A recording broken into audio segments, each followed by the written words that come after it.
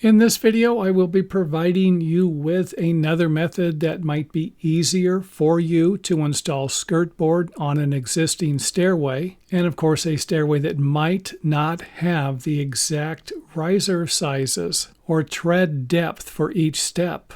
And I have definitely seen them on a variety of different stairways. And this really isn't that bad of a design. You could always fill the gaps if you didn't want to have gaps. Maybe with some type of a sealant or a wood putty. And if you use a wood putty, there's a good chance it's going to crack.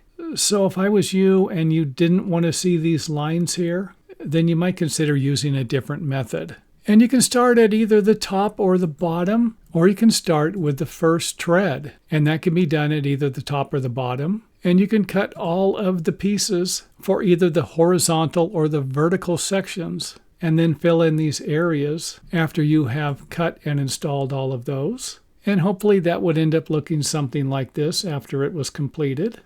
Now let's just say you want to start with the first trim board at the top. You could just simply butt it up against the wall or the end of the landing, or maybe it might be butting up against a piece of door trim, and then simply let it overhang a little further past our measuring board here. And that could end up looking something like this. And all you need to do, you guessed it, is simply mark it and then cut it. And I could always use this measuring board here and simply measure from this point to this point and then cut my piece of lumber. And if you're going to do something like that, you could probably grab a piece of paper or a scrap piece of wood and then do all the measuring you need for all of the horizontal pieces or vertical pieces if you're going to start with those. So if we're going to start with a horizontal, let's go ahead and start working our way down the stairway. I'm going to place my measuring board tied up against the face of the risers here and tied up against the wall. Grab my measuring tape and measure from here to here, or grab a piece of trim that's going to be a little bit longer.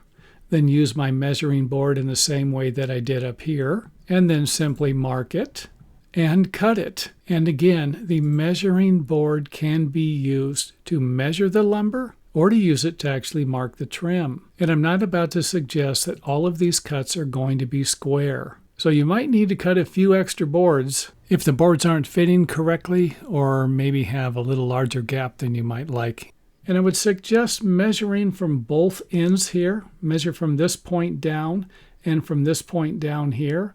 Wouldn't be a bad idea to measure from this point over to here. And I wouldn't suggest permanently attaching the trim boards to the walls until you know everything is going to fit correctly. You can temporarily attach them to the walls, just don't permanently attach them to the walls, because these boards might need to be trimmed a little bit if everything isn't perfectly square. And then you're just simply going to work your way down the stairway, cutting one piece after another until you get to the bottom of the stairway and cut your last piece. And that should end up looking something like this. And the last tip I want to provide you with here would be to make sure that all of these materials are finished, including the wall and the stairway. And that's something I like to do. I like to make sure that the wall is textured and painted, or maybe wallpaper is installed, and then install the finished trim over the wallpaper so that I don't end up having such a difficult time painting the trim and cutting it in to make everything look nice.